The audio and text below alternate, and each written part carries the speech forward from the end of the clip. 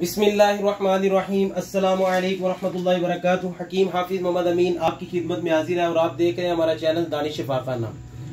आज हम बात करेंगे अपने दुआखाने के सबसे अहम नुस्खे के बारे में, जिसका नाम हमने कैप्सूल का रखा हुआ है कस्तूरी कैप, जो वक्त खास के लिए, शावत के लिए, टाइमिंग के लिए और इसके अलावा शौक पैदा करने के लिए बेहद मुफीद है।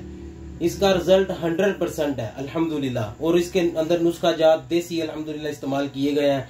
लौंग, दालचीनी, जायफल, जलवतरी, अक्करकरा, ये चीजें, जाफरान, इसके अंदर ये चीजें बिल्कुल ऐड की गई हैं देसी खालिस।